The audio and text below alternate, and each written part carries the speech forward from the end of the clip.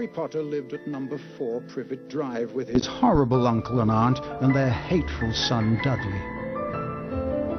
Harry was often locked in his room, and even though he is a wizard, he couldn't escape because he wasn't allowed to use magic when he was away from school. One evening, a house elf named Dobby appeared.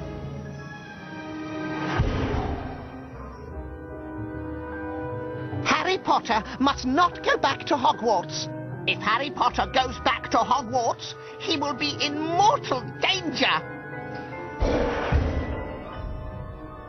Dobby disappeared, and shortly after, Harry's best friend Ron Weasley and his brothers Fred and George arrived in a flying Ford Anglia to rescue Harry from his prison. They flew him to their home, the Burrow, where Harry spent the rest of the summer before travelling by Floo Powder to Diagon Alley.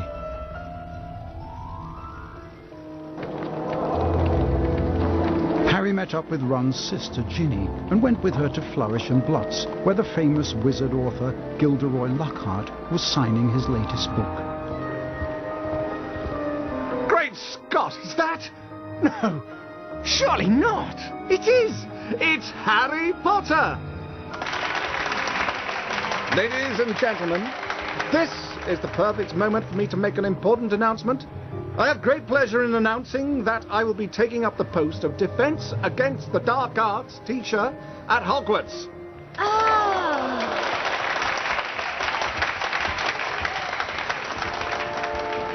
Bet you loved that, didn't you, Potter? Famous Harry Potter. Can't even go into a bookshop without making the front page. Leave him alone. He didn't want all that. Potter, you've got yourself a girlfriend. I suppose your parents will go hungry for a month to pay for all the books you're going to need at Hogwarts. It's the least I can do to help out the poor and needy.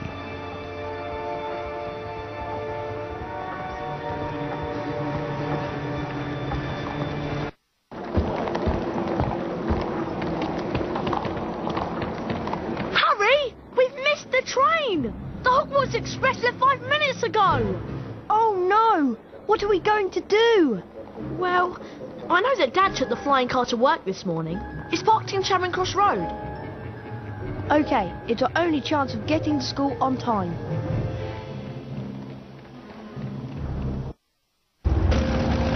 Being sure to check that no one was watching, Ron and Harry took off in the old Ford Anglia. Now all we've got to worry about are airplanes. I can't see anything in here.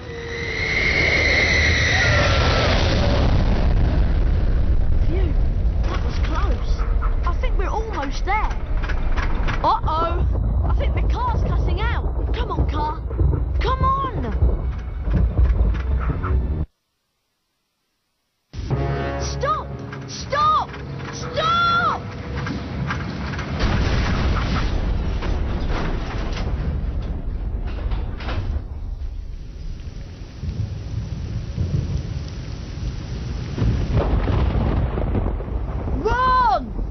Ron, where are you? Over here, Harry! The Whomping Willow's got me! Don't worry, Ron. I'll come and get you. Just hold on.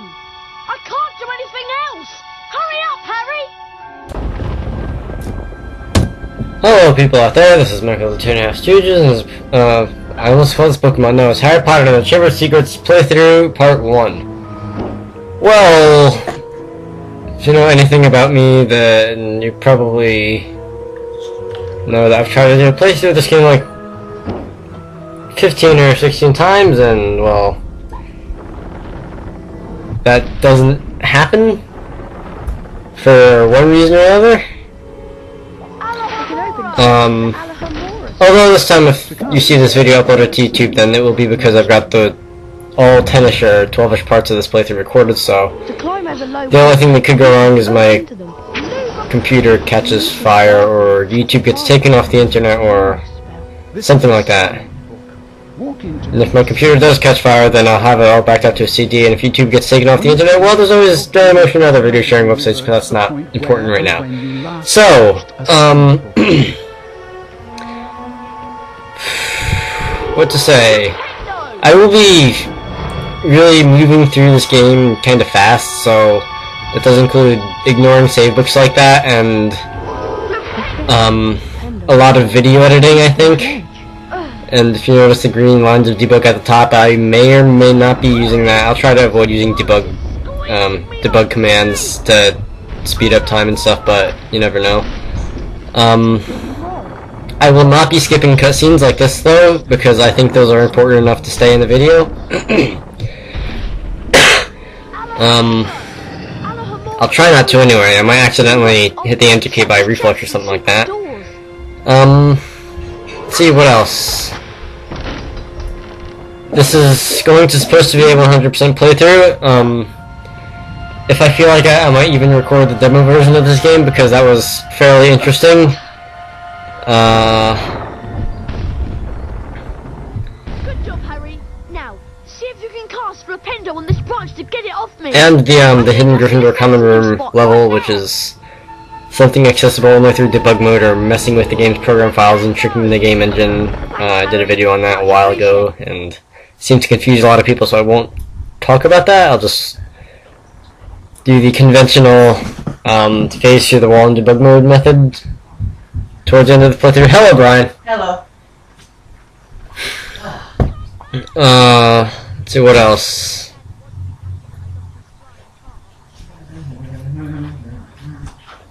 And here's Brian with his knitting needles to commentate. Hello.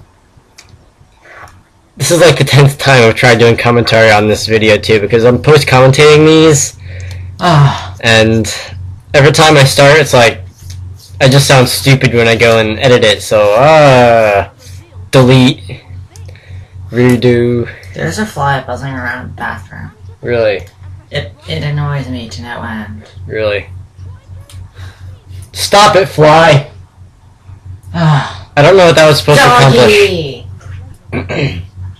Hello, doggy. The dog was confused. That's nothing new. Yucky. Anyway, here, I guess you could say this, Whomping Willow section of the game is a tutorial level, because it's got a lot of, aside from the mechanics introduced by, like, spells and later levels, it, like, just throws at you pretty much all the world navigation things that you will be needing for this game. Like any other good beginning of any video game. Wait. Have you anything interesting to say, Brian? We're only this far along? Yes.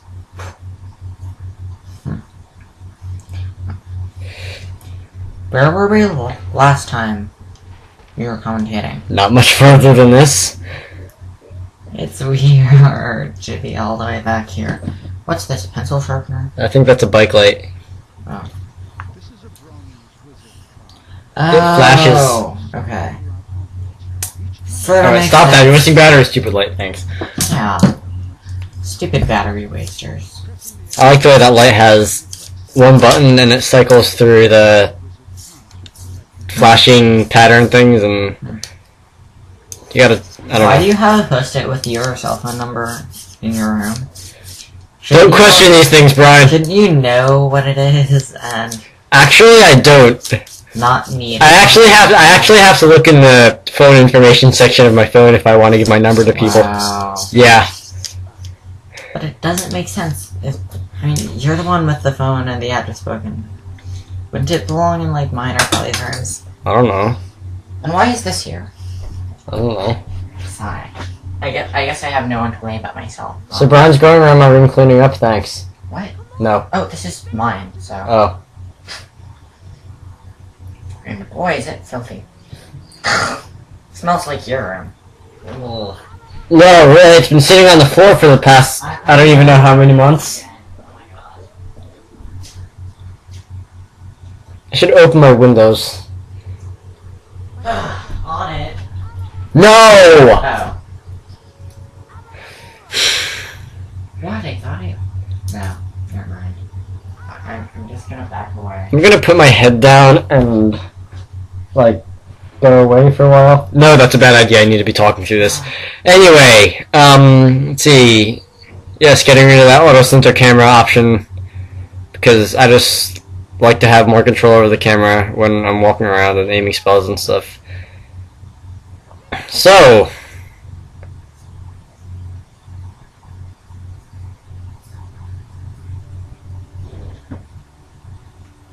I should probably say this now. There are two versions of the Hogwarts grounds, the night and the day versions. I guess the game designers just felt that would be simpler than like darkening the light source wherever that is to make it night around here. There's also different secrets, as in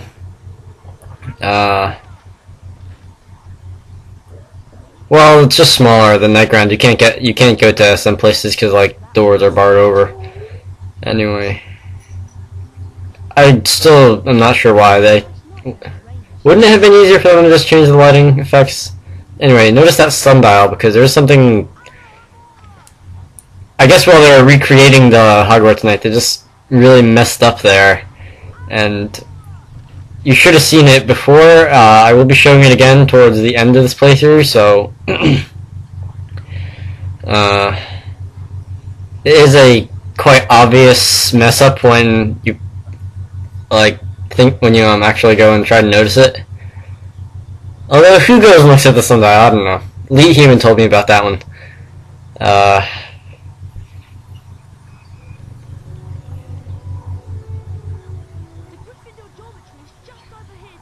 Actually, no, I don't remember, because that was completely different than the Sorcerer's Stone game.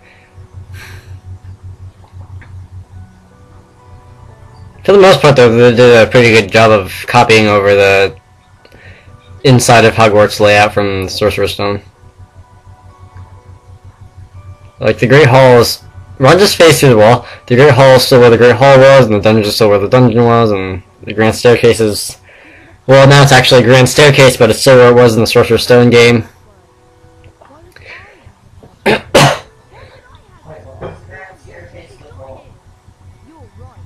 Hardly not anything. I don't know if you could hear Brian. He asked what was the Grand Staircase before. Anyway, it was just like a giant room with a couple doors on it that was apparently a staircase, or not really. Hermione, what are you doing? Hermione, you're being difficult.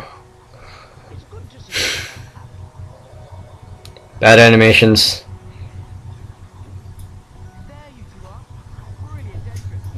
Oh look, it's Kelly. You. Oh no, she's just coming for the dog.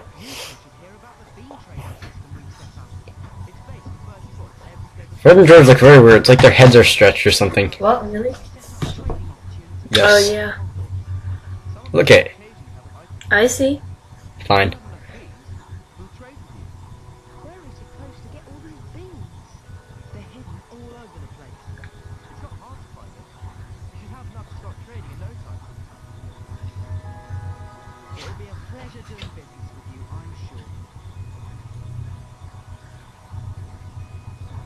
Yeah, they really needed to actually do something with those jelly beans that you're getting all over the place in these games.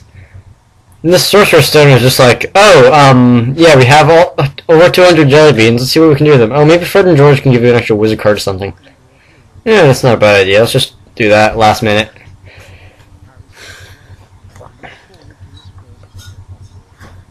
Anyway. Then again, I don't know. I'll stop talking now. Stuff.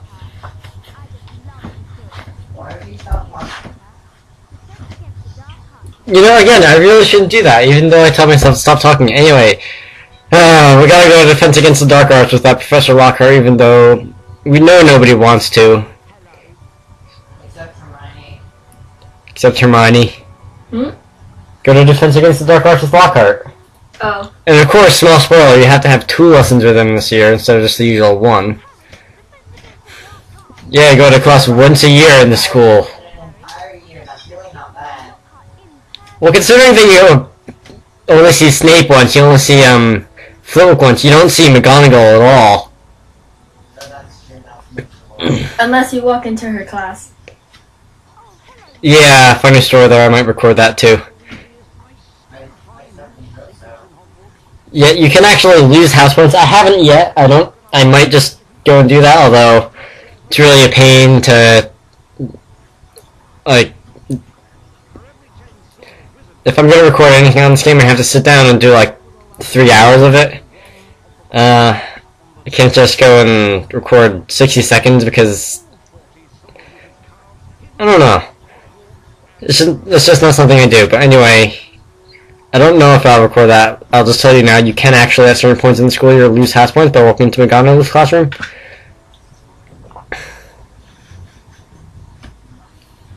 Kelly's laughing.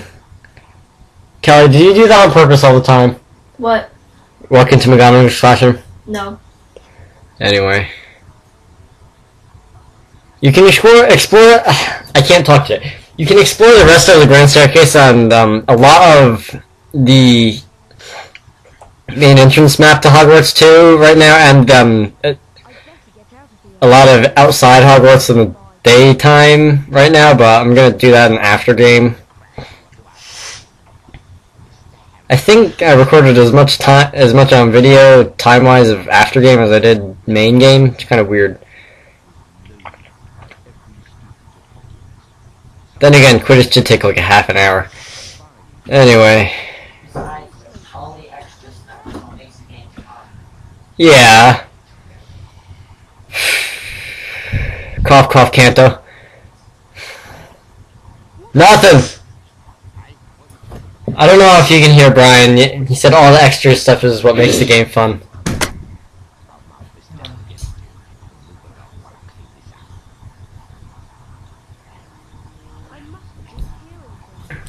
So anyway, yeah, you can also run into Filch in the hall at certain points in the school year. He doesn't take away house points like McGonagall will.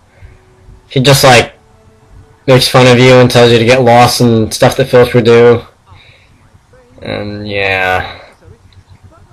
Problem with post-commentating a game is that I don't have much stuff to talk about.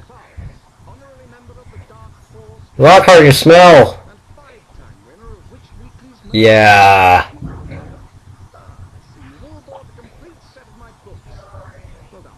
Today, we shall be learning the Rictusempra spelling. Rictusempra is very useful in stunning certain Yawn. creatures such as foolish pixies. Who wants to be first? Harry Potter, will you step down here, please? Lucky. Hermione, be quiet.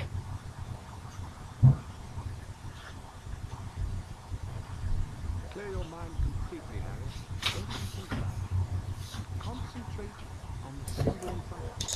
See the wand? Go which way around the symbol. At the exact point when the wand passes over the arrows, hit the corresponding arrow key. This exercise has 3 parts. You must hit all 3 arrows correctly in order to progress to the next round. Ready to try? Round 1, begin. Anyway, this is kind of a random addition to the game. To get points for learning, extra points for learning a spell in addition to the points for completing the challenge, you have to go around the spell trace with the wand cursor thing and hit the arrow keys like left, left, up. It's interesting. Can be kind of difficult too when you get to later parts of this and you're like constantly pressing buttons, and it's not that bad though. Even if it took me a year and a half to figure out what you're supposed to do here. Don't laugh, I was 6 years old and stupid. Anyway. If you mess up, you get like 3 tries to redo the thing.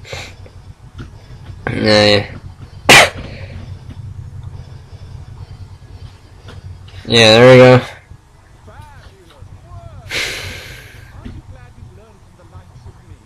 No. 15 points to Griffin. You've learned Rictusempra. You didn't do as well as I did the first time, but then who could? Now, how about a turn in the spell practice arena? I find it sort of funny that he says the same line, you didn't do as well as I did the first time, but then who could, whatever. If you get 0 of any of the arrows, or you 100% all arrows like I did there. What would it have taken, like an extra 5 kilobytes of text and dialogue? Come on now, EA, don't be lazy. Then again, almost all of the characters in this game are recolored textures for character objects and whatever.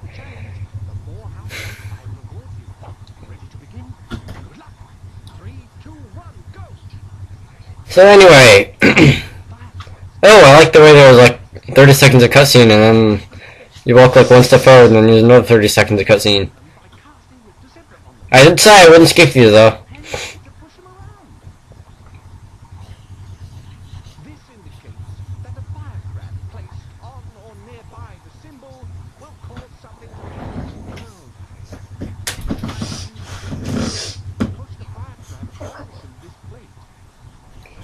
So yeah, let's see, you... Oh, by the way, this is another thing that took me like a few weeks to figure out what I was supposed to do.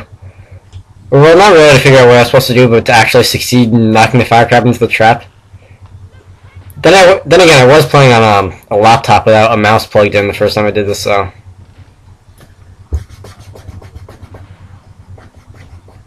I don't really like the touch sensor things on laptops. I don't know. Not very intuitive. So here's another cutscene. Way too much of this. It's not as bad as Super Paper Mario, which like the first hour of gameplay was entirely cutscene. The first hour of gameplay was cutscene. No, the first hour of the game was cutscene. Gameplay is like supposed to be not including cutscene. Oh. What am I talking about? I almost told myself to be quiet again, but that doesn't go very well when I'm supposed to be doing commentary. So anyway, these fire traps in the walls, if you knock all of them back far enough into their cages, then you can get rid of them permanently. And if you knock all 4 of them back, then that will happen, and you can get something out of the chest there. It's a wizard card.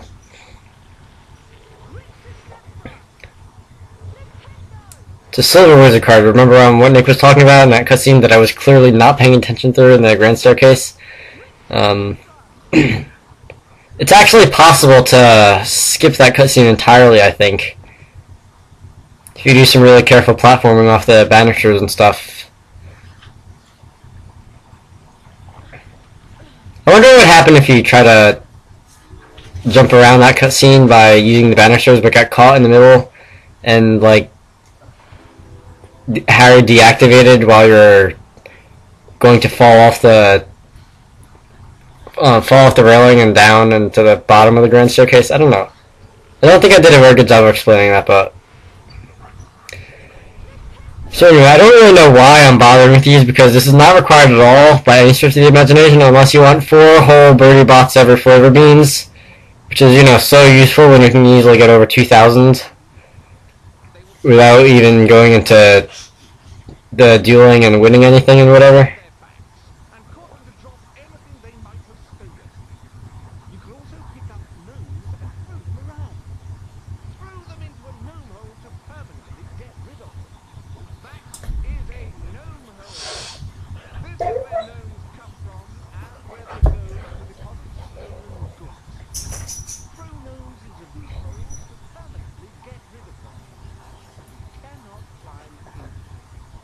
Can you talk any slower, Lockhart? Jeez. Almost as bad as Snape was in the second part of the Deathly Hallows, anyway. I used to think when he said you can't climb into them, he meant that, like, you will die and restart from the last save point if you climb into them, but no, it's just, there's nothing inside there except something that tells the game to get rid of the gnome and spit out a few beans. Anyway. Did anyone see that glitch there when I opened the thing? If you stand too close to those platforms, when they spin around and open, you will instantly be knocked into the next wall at a speed of infinite pixels per second. And they're also a glitch. There's a lot of glitches in this game. If you stand too close to a chest that has a wizard card when you open it, the wizard card will bounce off of you as if you're a regular solid object and you won't collect it. The only exception to that, I think, is the first wizard card in the demo version of this game. I do have plans to make a video of all the glitches in this game, because I have a list of them, and there's like 20 of them so far, and those are just the ones that I remember. I think there's a lot more. Like, this is going to be the Super Mario Sunshine of PC games when it comes to glitches. Anyway.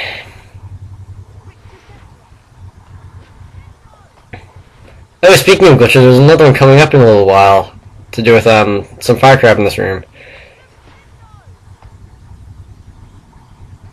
Up here, you can get a few beans and another challenge star. Which I haven't really talked about challenge stars, but I don't really think I have to. This fire crab, you can stun him and throw him over the edge here. And when you throw him over the edge, when he hits the bottom, regular fire crabs will revive after, I think it's like 10 or 15 seconds. But that guy, when you go down and watch him, he won't. I think that's because when fire crabs fall, they're deactivated, as if they fall into traps and can't like shoot at you again, even if you stand right next to them for like an hour. So I think the game there thinks it does the same thing, so it just deactivates it, even though it's just lying around the floor with nothing stopping it from getting up. Although me and my cousins used to go by the excuse that it broke its back and can't move, but whatever. Still a glitch. It should still be walking around and trying to kill me. So anyway, another wizard card. There's a lot of wizard cards in this level. You, just a random snail walking around for no reason.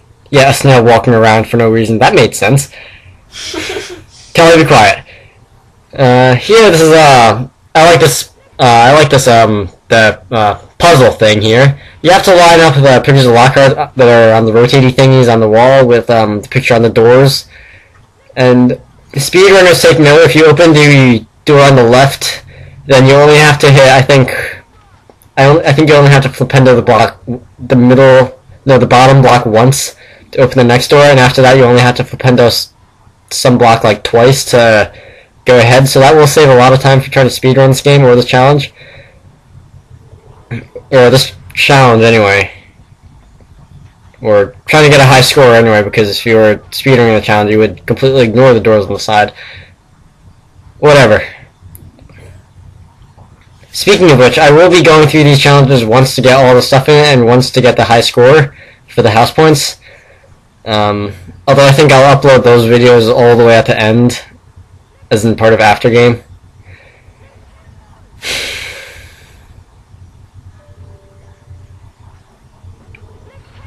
Those have bloopers, by the way, of me failing and intentionally killing Harry.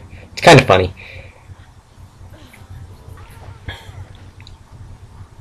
I'm not sure if I would tell about the glitch where Harry jumped out the side of the thing and he appeared to be climbing through the floor for a minute with that elevator platform. Anyway, what have we here? This is the same thing as we saw earlier, except now you have to use your brain and open the panels with Lockhart's head on the side and push the snails in.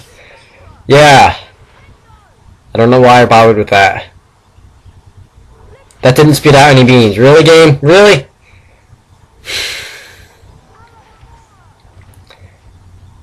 Anyway.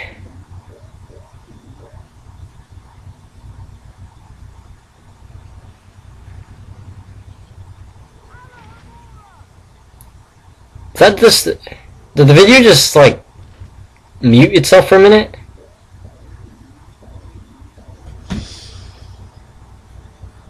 I thought I heard the video mute itself.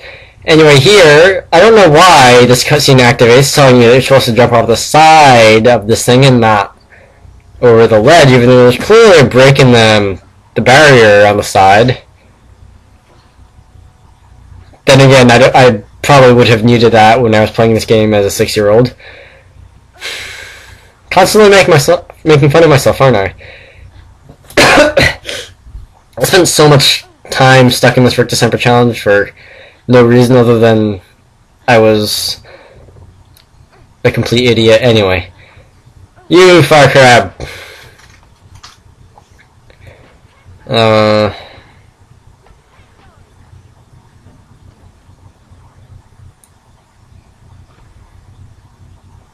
Because that door unbarring itself clearly required its own cutscene.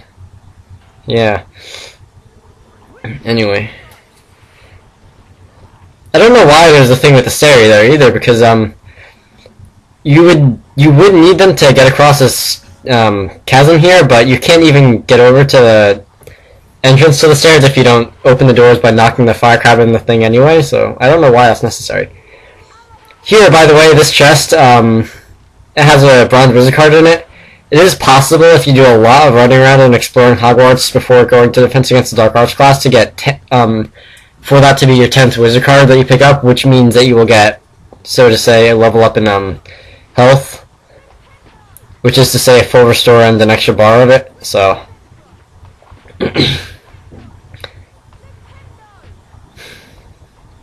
yeah. Yes, Kelly? Yeah. Okay, I just lost your marbles. Anyway. This here, I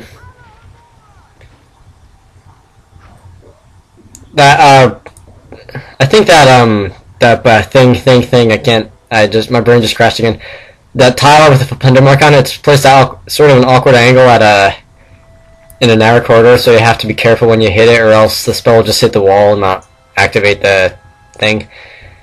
Yeah. Talking a lot about the inner workings of the game here, aren't I?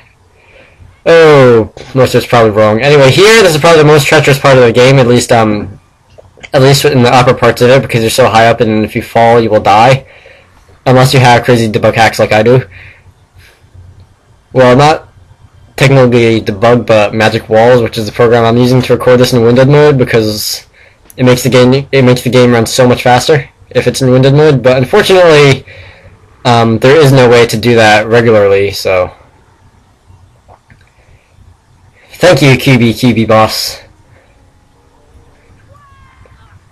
And yeah, I totally did not take 0 damage from the fall there. Just ignore that completely. So yeah,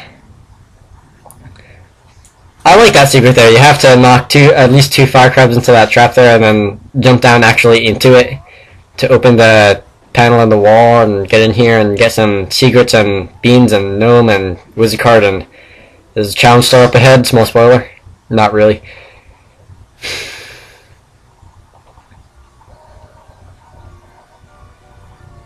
Spoiler, if you walk out of this secret, you will get a challenge star, because it's definitely possible to get out of here without collecting it.